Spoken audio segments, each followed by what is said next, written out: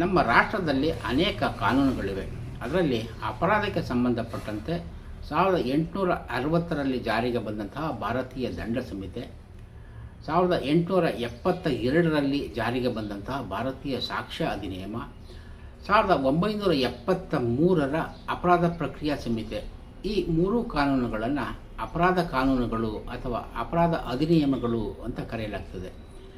ಈ ಮೂರು ಅಧಿನಿಯಮಗಳು ಪ್ರಮುಖವಾಗಿ ಅಪರಾಧ ಅಂದರೇನು, ಅಪರಾಧ ಕೃತ್ಯವನ್ನು ನ್ಯಾಯಾಲಯದಲ್ಲಿ ವಿಚಾರಣೆ ಮಾಡೋದು ಹೇಗೆ, ಅದಕ್ಕೆ ಸಾಕ್ಷ್ಯವನ್ನು ಒದಗಿಸುವುದು ಹೇಗೆ, ಯಾವ ಅಪರಾಧಕ್ಕೆ ಎಷ್ಟು ಅವಧಿಯ ಶಿಕ್ಷೆ ಯಾವ ರೀತಿಯಲ್ಲಿ ಇರಬೇಕು ಅನ್ನುವುದರ ಬಗ್ಗೆ ವ್ಯಾಖ್ಯಾನವನ್ನು ನೀಡ್ತವೆ.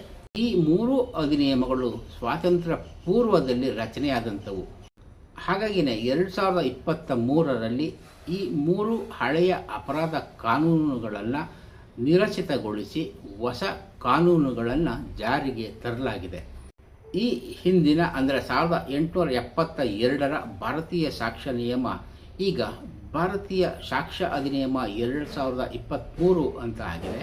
1860ರ ಭಾರತೀಯ ದಂಡ ಸಂಹಿತೆ ಈಗ ಭಾರತೀಯ ನ್ಯಾಯ ಸಂಹಿತೆ ಆಗಿದೆ. 1973ರ ಅಪರಾಧ ಪ್ರಕ್ರಿಯಾ ಸಂಹಿತೆ ಈಗ ಭಾರತೀಯ ನಾಗರಿಕ ಸುರಕ್ಷತಾ ಸಂಹಿತೆ 2023 ಅಂತ ಆಗಿದೆ. ಈ ಮೂರು ಅಪರಾಧ ಅಧಿನಿಯಮಗಳು ಈಗ ಚಾಲ್ತಿಯಲ್ಲಿವೆ.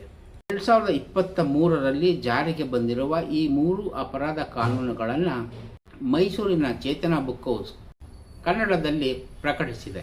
ಈ ಮೂರು ಪುಸ್ತಕಗಳನ್ನು ನಾನು ಕನ್ನಡಕ್ಕೆ ತರ್ಜುಮೆ ಮಾಡಿದ್ದೇನೆ.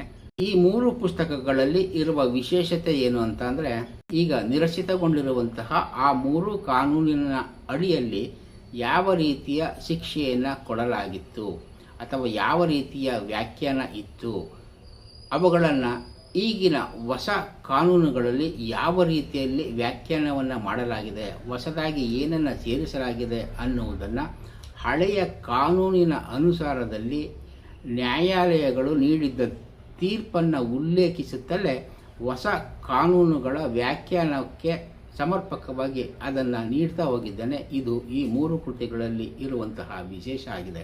ಈ ಮೂರು ಕೃತಿಗಳು ಮಾರಾಟಕ್ಕೆ ಲಭ್ಯ ಇದ್ದು ಮೈಸೂರಿನ ಚೇತನ ಬುಕ್ ಹೌಸ್ ಇವನ್ನು ಪ್ರಕಟ ಮಾಡಿದೆ.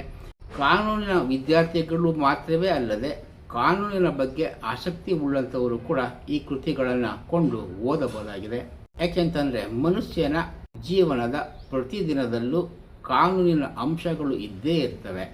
ಒಂದಲ್ಲ ಒಂದು ರೀತಿಯಲ್ಲಿ ತಿಳಿದುಕೊಳ್ಳಬೇಕಾದಂತಹ ಅಂಶಗಳು ಇದ್ದೇ ಇರ್ತವೆ.